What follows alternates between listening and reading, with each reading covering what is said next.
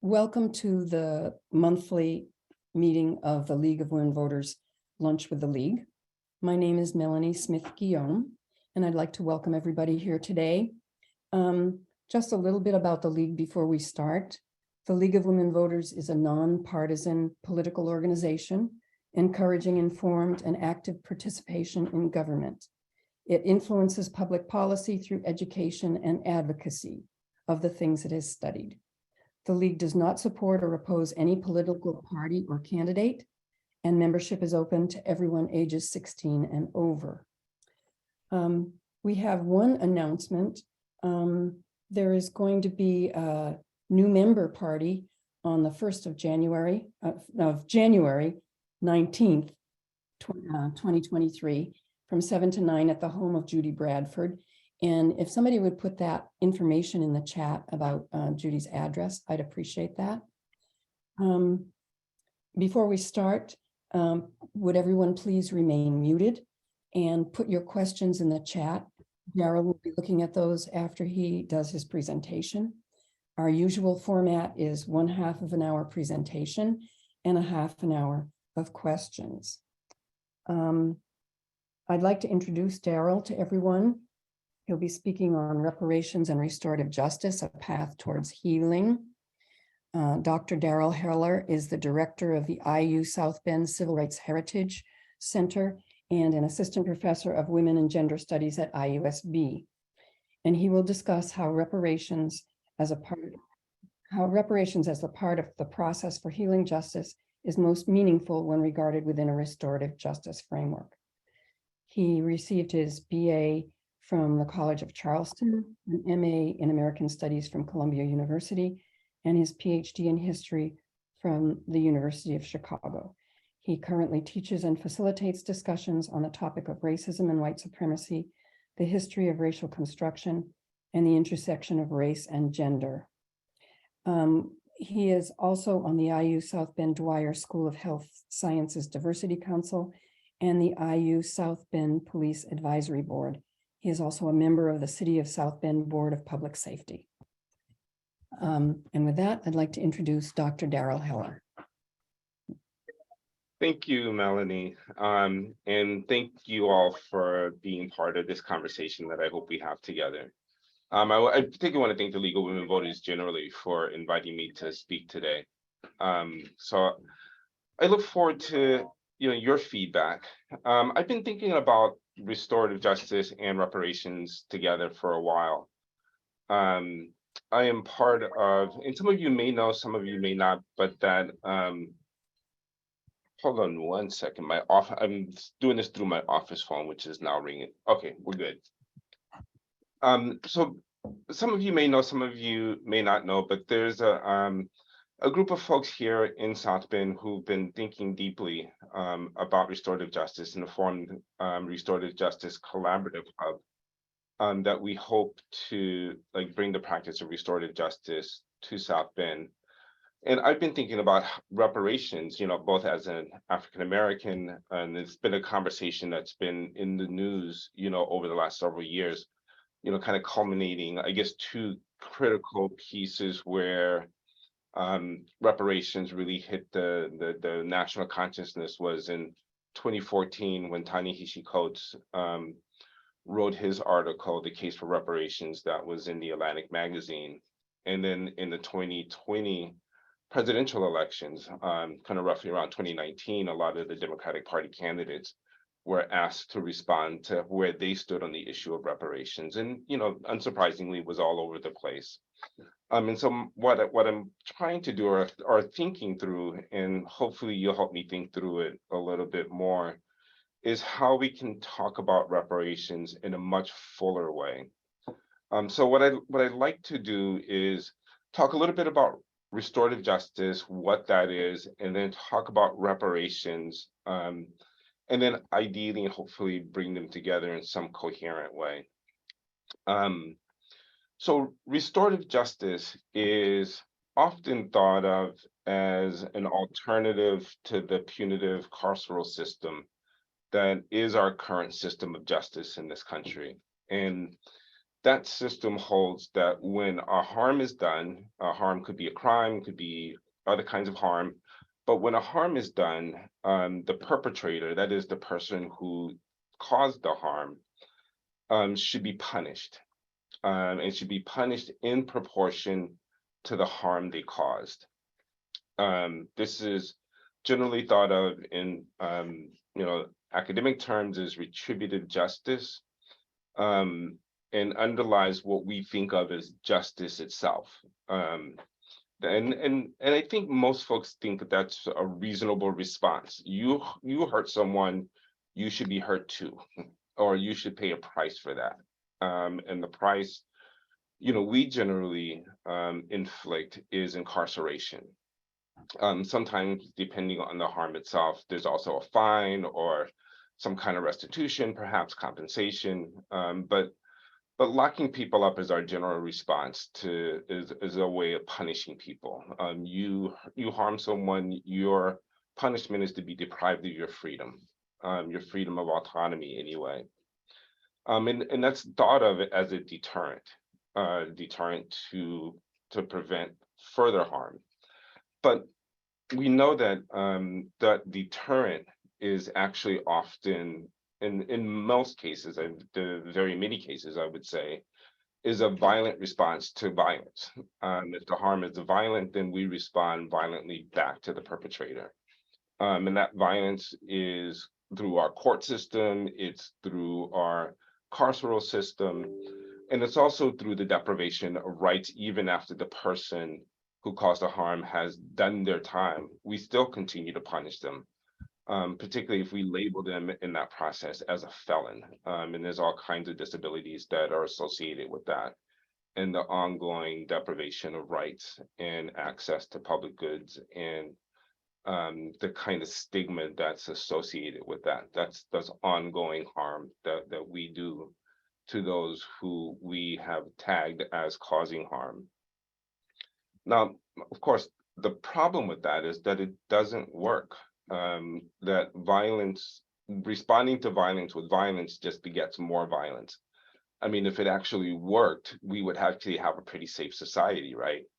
Because we tend to punish and lock people up more than anyone else in the world. I mean, most, if not all of you know, that we have the highest incarceration rate of any country, not even developed or quote unquote advanced countries, but of any country in the world. We lock up more people.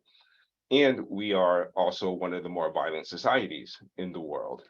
So clearly that's not our way of addressing issues of harm, and what we call justice is not tenable in an ongoing way. And so restorative justice is often thought of as an alternative to that carceral punitive system.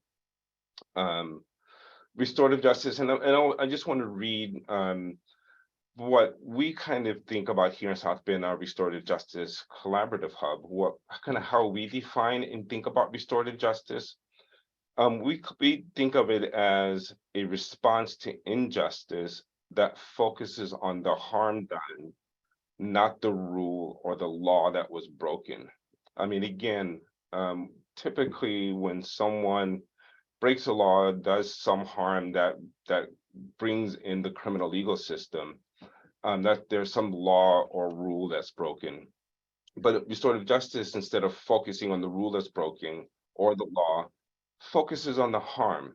And what's significant and I think important about that is that there are harms that are legal, and that historically there have been many legal harms. And I can tell you myriads of examples, particularly when it comes to racial harms.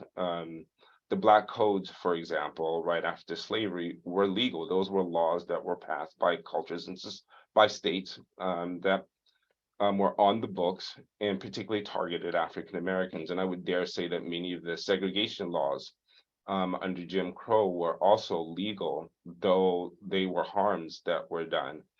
So the notion of harms is actually much broader than crimes. And restorative justice is more concerned about harms that are done. because as a restorative justice person, the focus isn't on the law, but it's actually on the relationships that are disrupted when harms happen. And restorative justice sees accountability for the effect of one's actions as being more productive than punishment. So it counterposes accountability as opposed to punishment. And I'll say a little bit more. I'm going to say more about accountability because it's kind of one of the central aspects, and this is where reparations is really going to come in as well.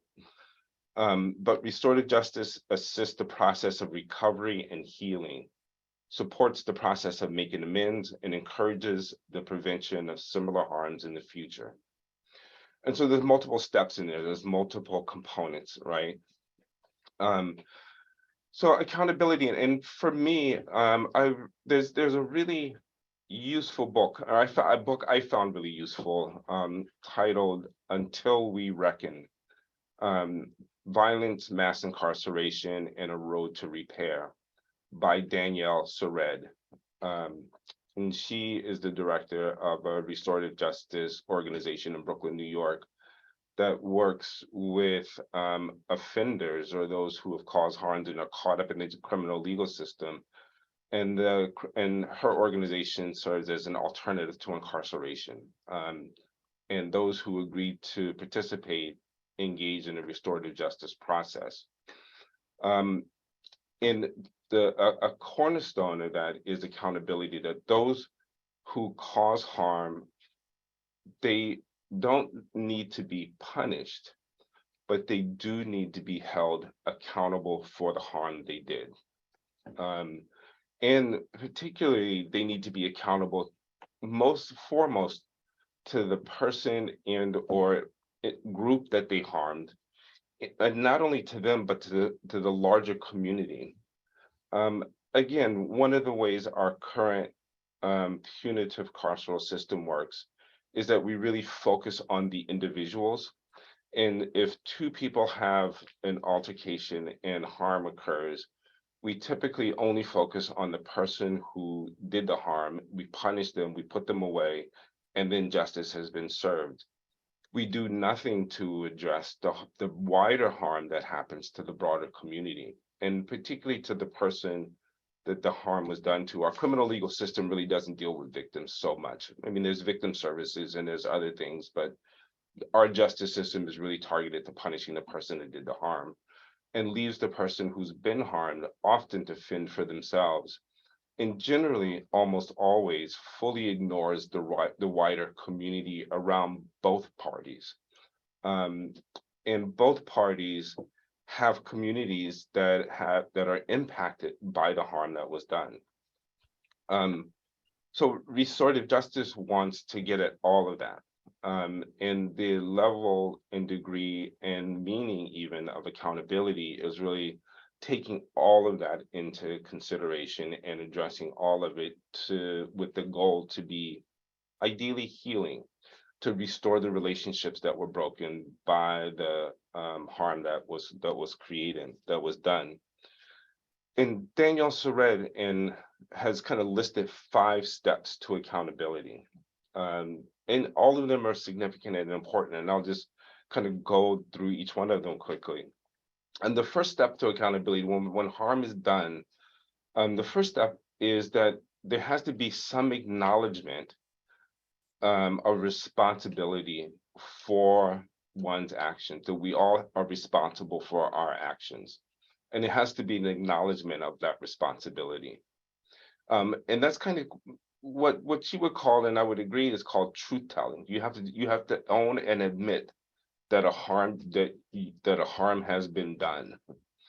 And the second step is acknowledging that your actions impacted someone else, that you have the impact of one's actions on others has to be acknowledged, that you have to bear witness to what you've done. You have to not only acknowledge that a harm has been done, but that harm actually affected someone.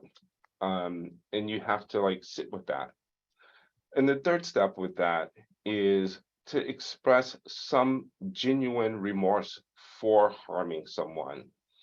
That is recognizing that your actions, or the person who did the harm, the responsible party is often how they're described, that responsible party has to recognize that relationships have been broken.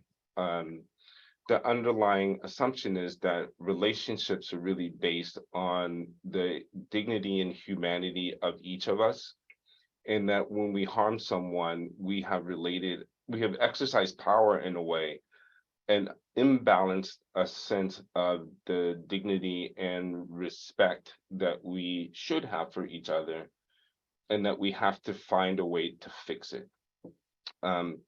My son's mom is an elementary school teacher, so when little kids come and then one slaps one another, one hurts another in whatever way, the teacher kind of she will grab with not grab, but she will kind of talk to the young person, and she'll basically say, how are we going to fix this? You hurt that child. How are you going to fix it? How are you going to make them feel better? And that's really the fourth step of restorative justice, is that when you harm someone, you actually have an obligation. That entails an obligation to actually try to repair it. You have to fix it. Is what Daniel Sored called, the remorse part is when to express genuine remorse means to say I'm sorry, to apologize, and to apologize sincerely.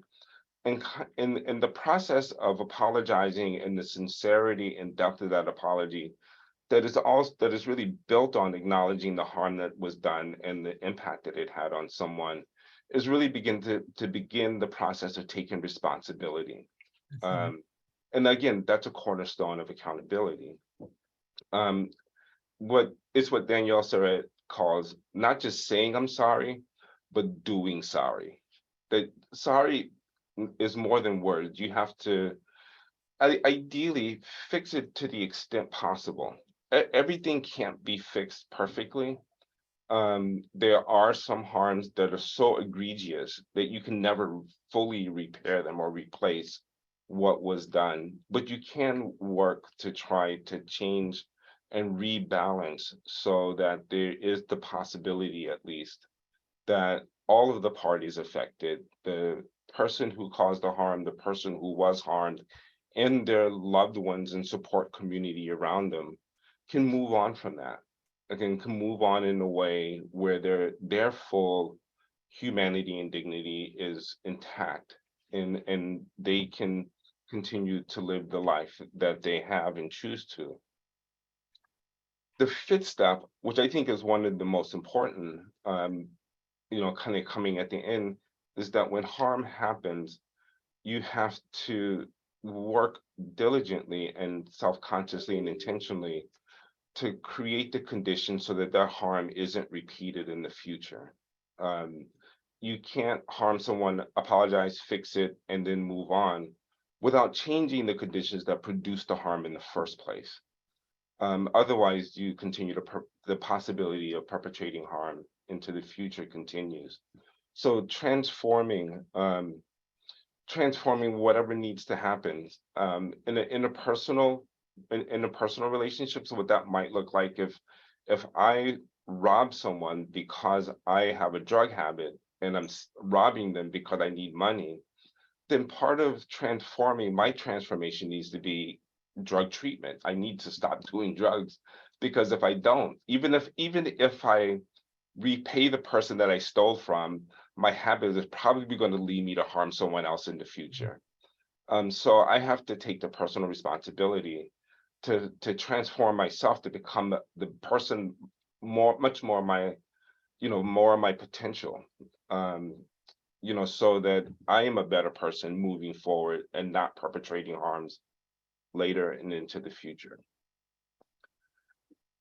That's kind of how reparations works not reparation, but restorative justice works on a personal level, but those same principles can work on structural and systemic levels. Because reparations comes to us because significant racial harms have been done over centuries and generations. The question is, what do we do about it? And the call for reparations, I think, is a just response to harms that have been done from slavery all the way through our present. And you often hear people talk about reparations for slavery. I think that what people really mean is not just reparations for slavery, but I think of it as reparations. And I know NIMBY Cushing talked about this at a previous League of Women Voters Lunch discussion, that, you know, from if we had fixed and done restorative process at emancipation in 1865, we probably wouldn't be having this conversation right now, but we didn't. Kind of the country really doubled down on white supremacy from 1865 till the present. So there's been ongoing harm from, you know, Jim Crow, lynching, convict leasing, mass incarceration, redlining. African Americans and people of color have been targeted and marginalized. And there's embedded in the systems and structures of society that continue to perpetuate those harms. And so when people talk about reparations, they're generally, and I think at least how I hear it, people are asking for compensation, some form of redress for those harms. You know, and the reparations debate, you know, as I said at the beginning, has been all over the place, from cash payments that you need to pay people of color, you know, in some cash form for the harms. And that's kind of how restitution often works, or compensation for harms. If I steal your property, I need to pay, either need to replace it or pay you the value of it. And so trying to articulate or find and quantify the value, a monetary value for the harms that have been perpetrated against people of color in this country, primarily, particularly African Americans, it's a number we can't even conceive. It's in the trillions of dollars for those who've tried to quantify it. My concern with the reparations debate, you know, as it's been articulated and argued up to this point, is I personally think that the reparations debate has been too small. I don't think it asks and demands enough. I think that what we need and deserve, and that what we as a culture and society must have, is more than compensation for those harms. What we need, what's required is actually transformation. We have to stop the harm that's been ongoing. And so how do we do that? I'm not sure about that. I'm going to circle back to that, and that's maybe part of our conversation. But I suspect that some in the reparations camp, those who are reparations advocates, would be content with some cash payment. And I think that and I don't think that that's unreasonable. Again, what I do think is just that it's not enough. Because you know, one of the examples is paying someone for the harm you did without the transformation and without the remorse and the I'm sorry part. It's kind of analogous to a corporation, and we see this all the time, right? A corporation that harms a community through dumping toxic waste in it. And the corporation may actually agree to that, may even admit, like, yeah, we did this, we'll pay you for it. And then, you know, and often sometimes that looks like we'll pay you, but we're not really going to admit guilt for it, but we'll pay you for it. Or even if they do admit guilt, without changing the structures and the mechanisms that allows corporations to dump toxic stuff in communities, it can just move on to another community and reproduce that harm to someone else. And again, we see that happening, right? Corporations is like, they do the cost analysis, and it's like, it's cheaper to pay people for the harm we do and then do it somewhere else and pay them because the profits are large enough to make it worth it. And people continually are harmed. if we don't address the real causes that's producing the harm and that's perpetuating it, then we just continue that cycle. And so restorative justice would say that that kind of reparations, if reparations is just compensation, that's not full justice. That's not enough. The full measure accountability wouldn't have been met in those circumstances. Because ultimately, at the end of the day, unless the other steps of accountability are met, the acknowledgement of the harm, the acknowledgement that harm has been done and your role in it, and the apology and the repair and the transformation, what's to stop those harms from being perpetrated in the future? So some of this I'm still thinking through, but I see reparations really I'm defining reparations in some respect as a component of restorative justice, of this bigger vision of what we can be. Because I think that what has caused and perpetrated racial harm and racial injustice and the kinds of violence that are perpetrated against people of color requires that we as a culture, society, a nation, look at ourselves and try to understand and come to terms with what we've done, and then figure out collectively how to stop doing it. And what that means, I think, is really critically engaging white supremacy. I think it really means looking deeply at capitalism and how the structures of our economic system work, where you can have, I mean, when you have a system or a society where you can have one individual owning billions of dollars and people are trying to figure out how to get their daily bread at the same time, that there's some real imbalance going on, that we have to look at where those balances need to be engaged. And I do think that we have to look at the structural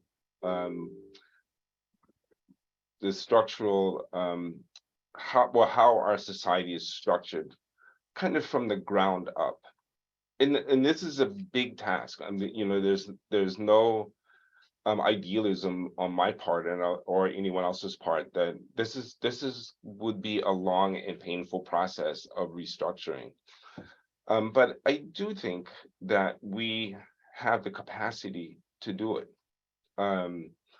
I think that we have to be honest. I think that we have to really begin from a starting point that every person has value, every person, and every person is deserving of the basic necessities to not just survive, but to thrive. We live in a society where we're taught that there's it's kind of almost a zero sum, that if the billionaire, if the corporation reduces its profit by 15, it's $15 billion profit by 5 billion, then it's losing something. But that's not the case. We know that there's enough resources, enough of everything to go around for everyone to have a thriving life. This is something I've been thinking about actually since graduate school, I guess. I think I wrote a paper on it in an ethics class. But the title of it was that no one gets two until everyone has one.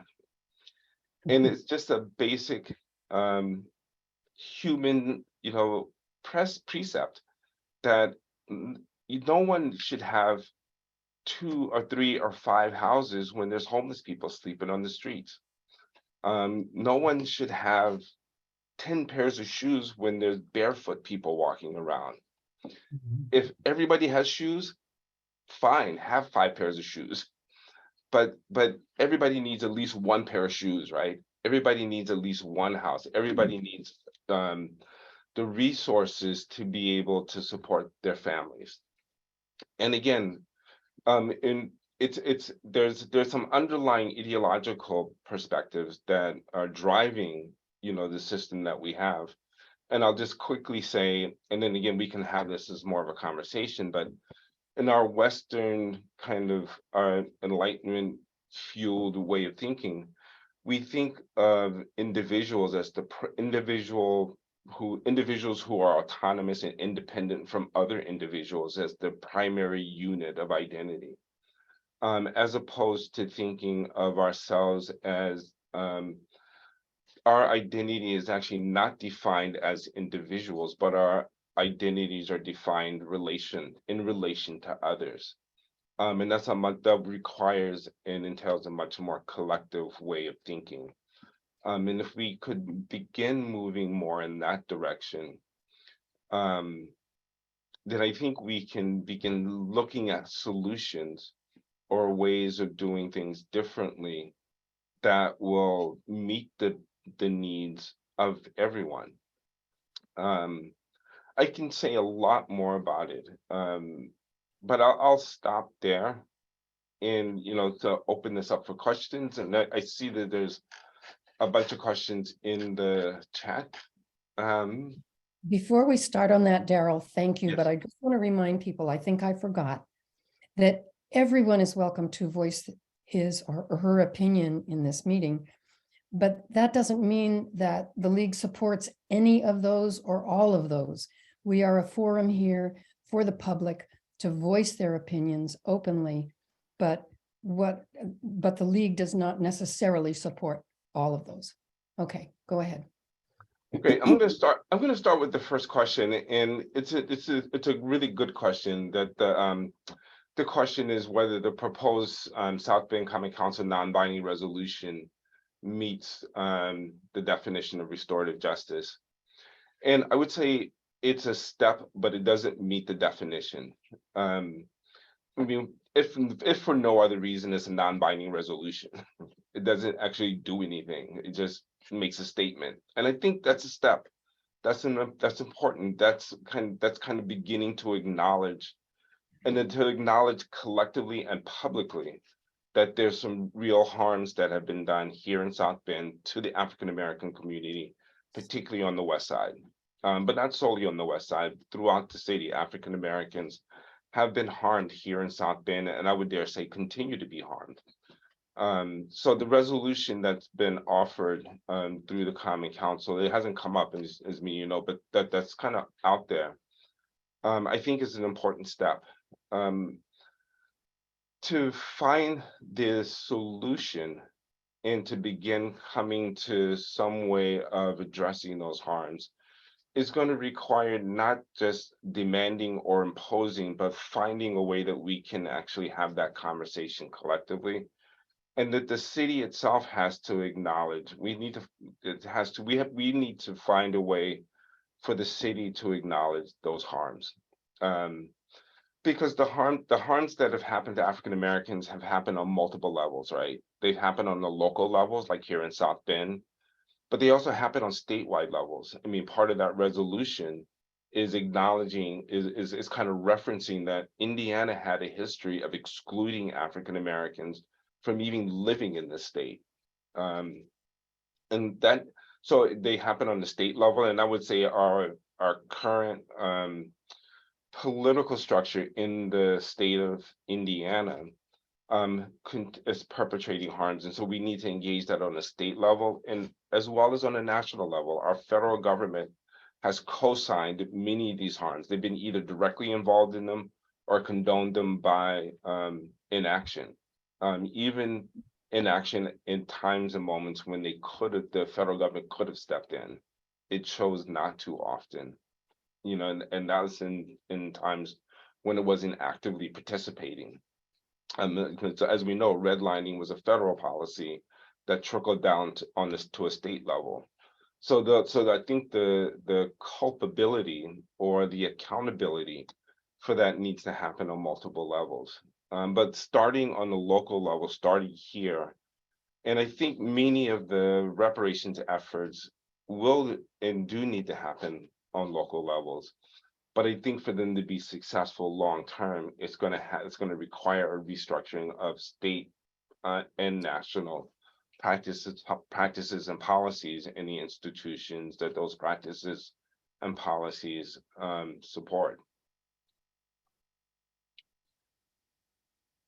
Let me see. We have the capacity, but do we have the will? That's a question, right? That's the $64 question. We certainly have the capacity. I think we as human beings have the capacity. I mean, you know, this is a conversation I've had with different people at different times, because how you approach this to some extent hinges on what do you think of people generally speaking? Do you think people are basically good, or do you think people are basically selfish, or do you think people's competitiveness is a natural human phenomenon, such that I'm going to compete and take as much as I can get? You be damned if I can do it. I think restorative justice practitioners, and certainly myself, I mean, I'll own this for myself, I have a basic belief that people are good, that our basic capacity is for goodness. And that's not everyone across the board, but I do believe that if for most people, not necessarily everyone, but for most people, if you give them a choice of doing good or doing harm, most people will choose to do good. I believe that. You might say that that's my religion or my faith, because certainly evidence in the world doesn't always bear that out. But I think there's enough instances where it does, that's not an unreasonable position to hold. And you know, we do see this over and over again when crises happen or atrocities happen. You see strangers and unknown people rushing in to help people they don't know. Um, I think we have a natural not capacity, we certainly have a natural capacity, but I think we have a natural tendency to empathy, um, when given that opportunity. And we have to create contexts and environments where that can flourish and where that can be much more naturally given expression. I think the way that our culture and society is structured now as the very individualistic, me first um, kind of context really makes it hard to give expression to that. Um, and you know, I hope I'm not sounding like some idealistic, um, person, but I've been in many circumstances and situations, and in thinking about, well, I mean, I guess part of the answer to that is if I had a choice of deciding the kind of world I want to live in, I live in a world where I believe people have that capacity and that tendency. Um, Otherwise, in some ways, why try to change it?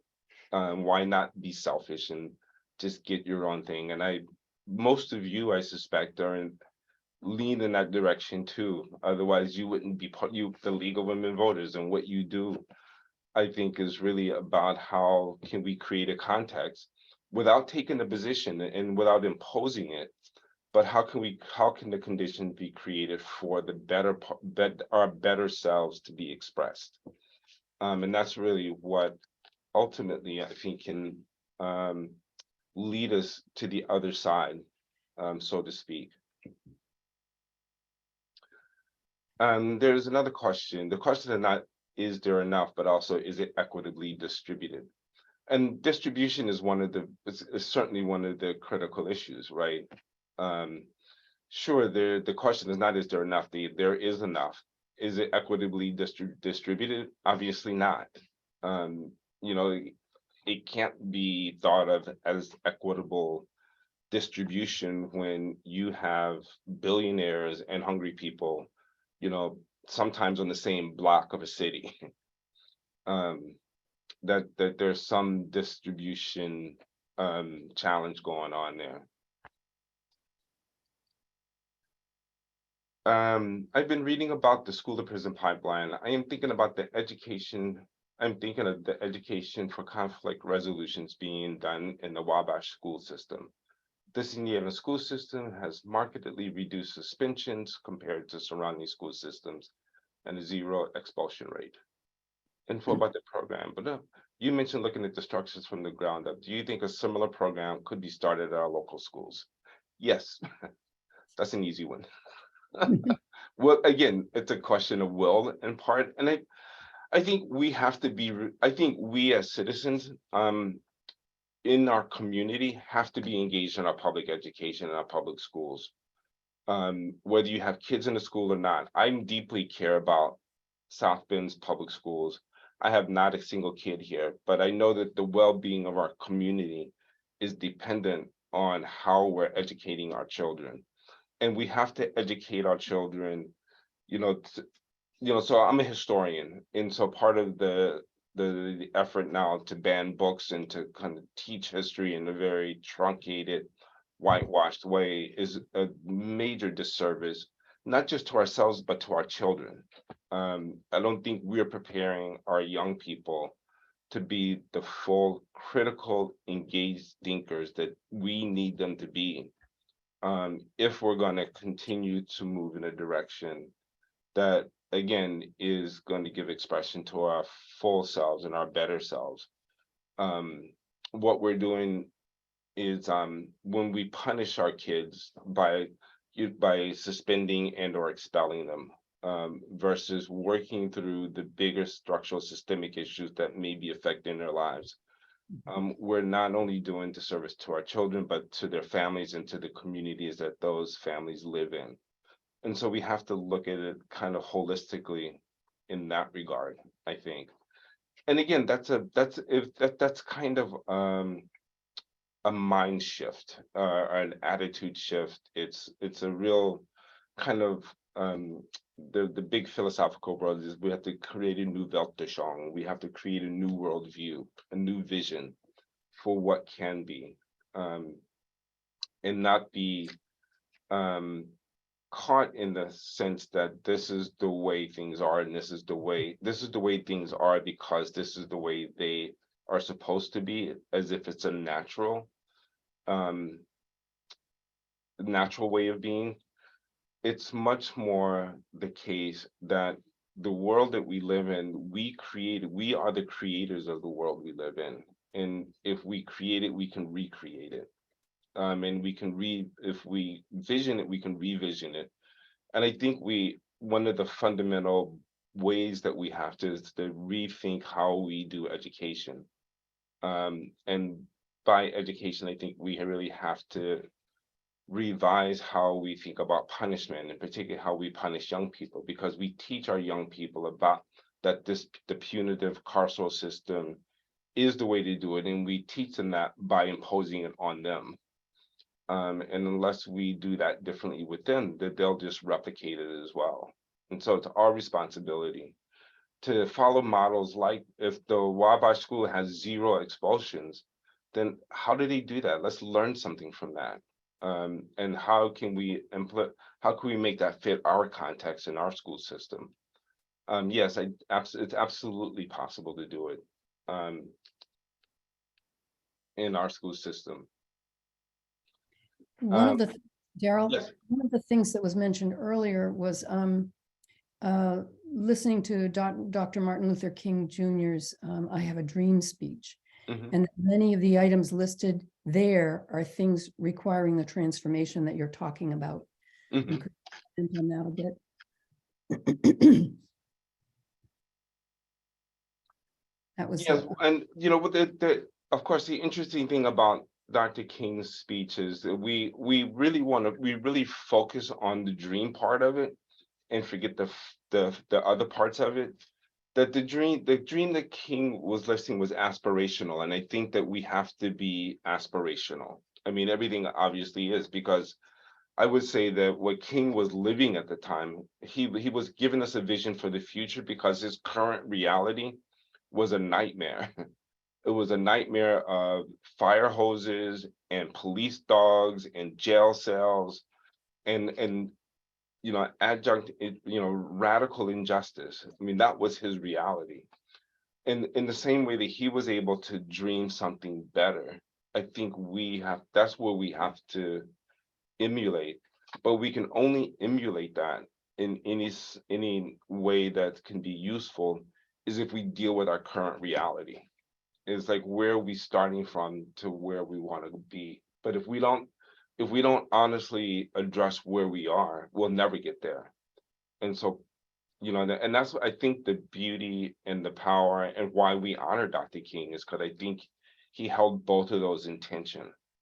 And he was actively engaged with where he was at the time to change those conditions while simultaneously having the vision of how things could be. And that's our challenge. I mean, I think that's the mantle that he left us to carry, and one of his most significant contributions.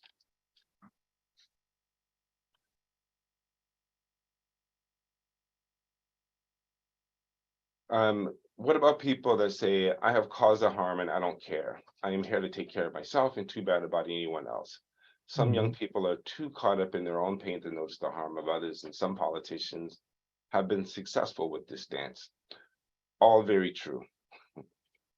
What do you do with people that say, I have caused a harm and I don't care? So I think that it's important that we do acknowledge that there are people in society that we need to work with more diligently and intentionally.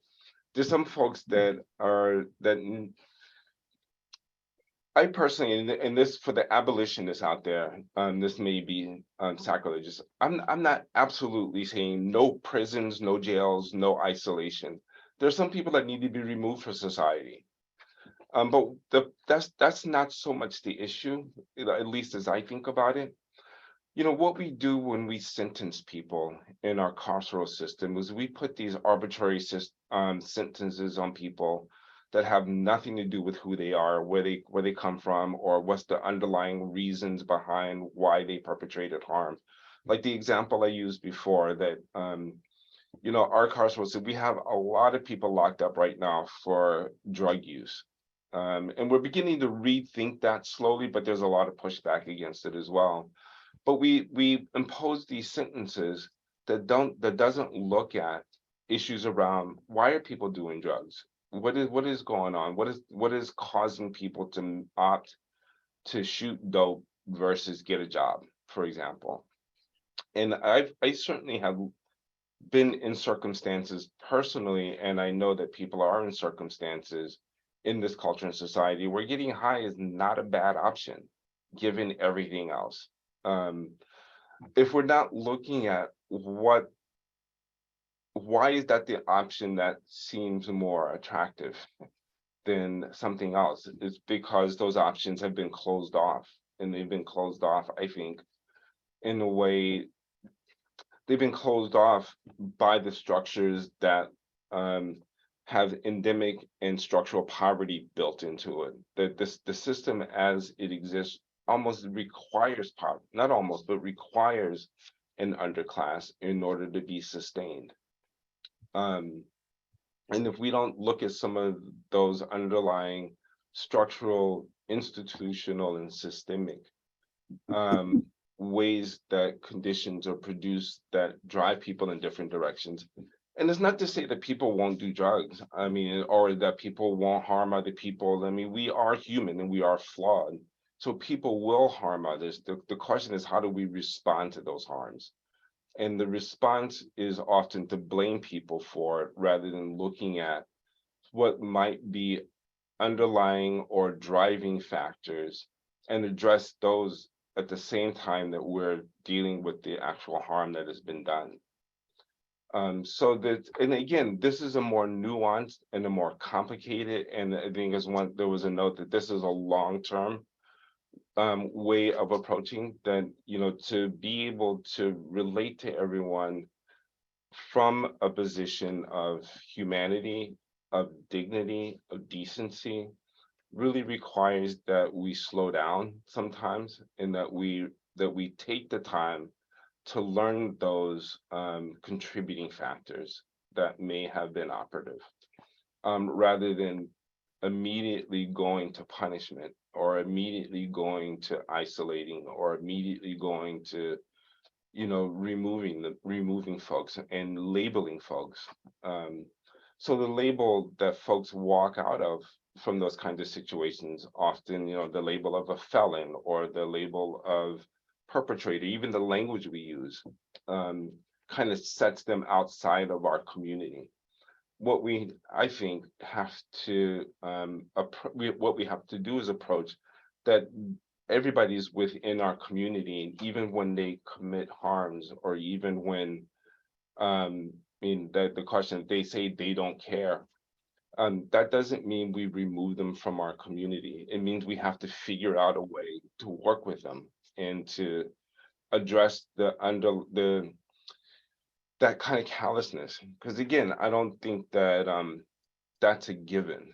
I think that I mean, it's clear that people have that attitude because the levels of injustice that's going on. But it's not. It doesn't have to be that way, I guess, is the point that I want to drive.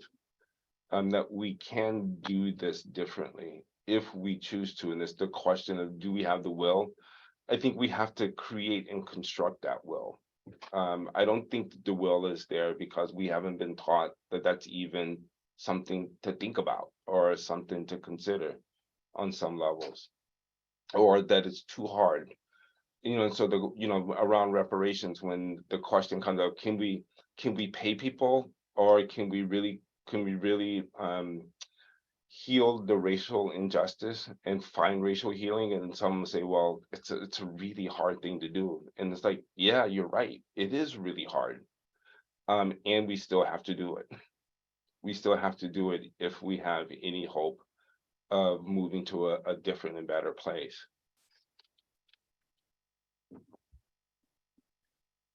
What are the most strategic actions we could take to disrupt the current belief that I take care of what's mine?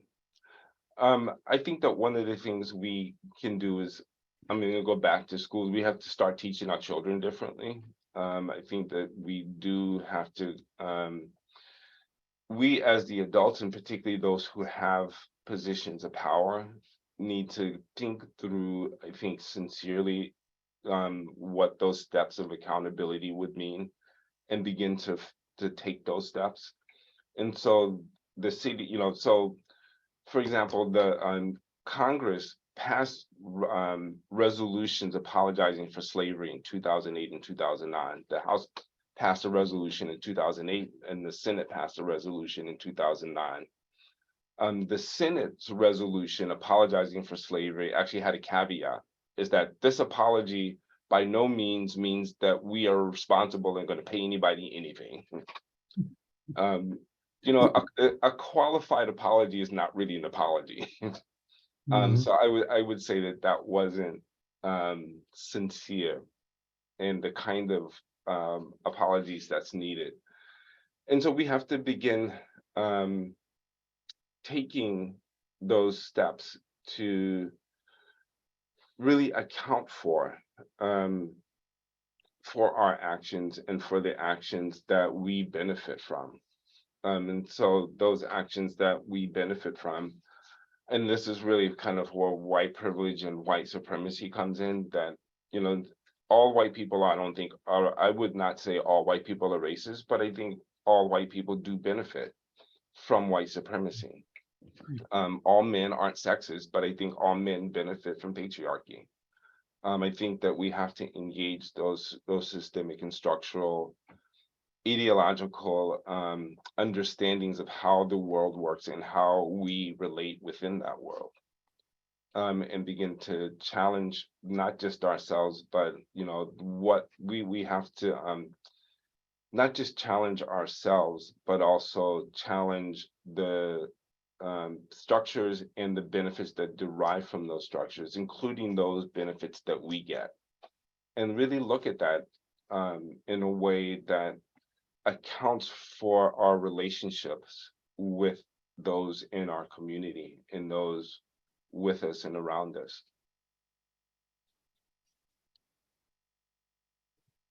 Y'all are really engaged. Thank you.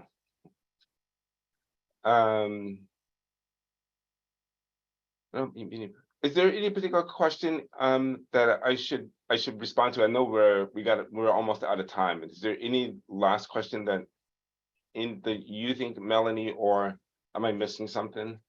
Well, I'm noticing a lot of references to housing Mm-hmm. in the things, but Well, housing is one of those critical. I mean, housing has an issue on multiple levels. I mean, there's clear injustice around housing with redlining, with contract buying, with all of the housing injustice that happened that particularly targeted African Americans. And what makes it significant is that housing is one of the ways of accumulating intergenerational wealth and depriving people of the capacity for home ownership. You're not only depriving them of their rights, but you're also depriving their children and grandchildren and future generations. So has a cascading effect. I think we need to come together around housing. We need to ensure that affordable housing is a human right. It's not just a right that we have, but it's a human right. It's a basic right. The UN recognizes it. Everybody recognizes that. The question is, what will we do to correct this historic wrong? I think we need to start with affordable housing, and we need to start with looking at and acknowledging the historic injustices that have deprived people of their wealth in that regard. Daryl, Yes. just one comment about the housing part. One of the things that was recently brought up is that in this current inflation of value of homes, the neighborhoods that were predominantly white completely outpaced the neighborhoods that were primarily people of color.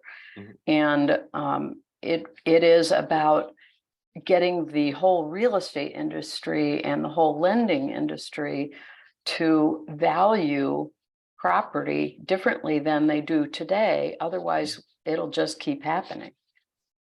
I agree. I mean, the studies have shown, I think it was the Brookings Institute of Pew, and I can't remember which, that the same house, exact same house in the Black community and the white community, the house in the Black community is going to be undervalued by $48,000 or more.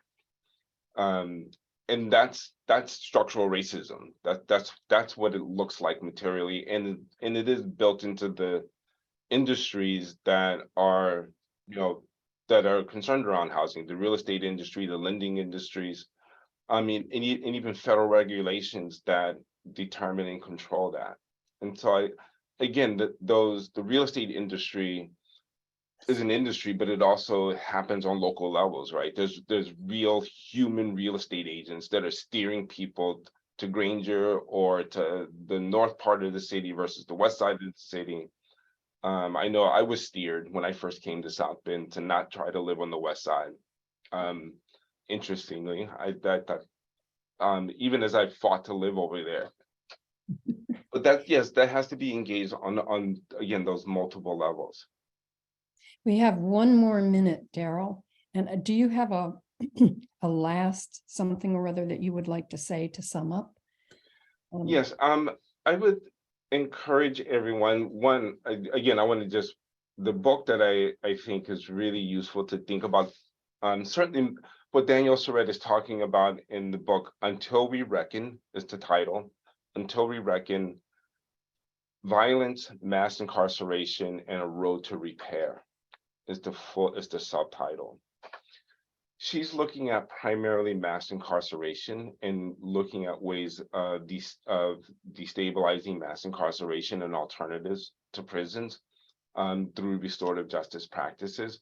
But many of what she's talking about is applicable in many other areas. And I think both in the real estate industry or others, but also on big structural systemic areas as well. Accountability, as it's laid out there, is a cornerstone of restorative justice, and that we all have to think about not just repairing the harms, and this is where for reparations, it's not just repairing the past, but we also have to transform and look to the future so that those harms aren't perpetuated and continued.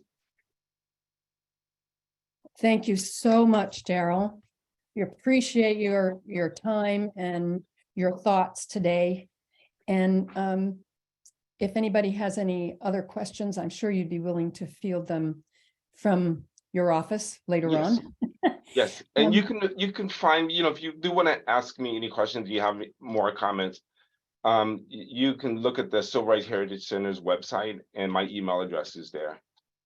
Okay, wonderful. Thank you again so much for being here. Thank you so much. And I want to thank the Yes. League for this opportunity. Yes, and I'd like to also encourage everybody who's come today, excuse me, to look on the League website and the updates from Jerry Pawelski about our next League Lunch with the League, which will be on February the 2nd Friday at noon. So we'd welcome you all then too. Very much. Thank Very you. much. Thank you and have a good day. Goodbye.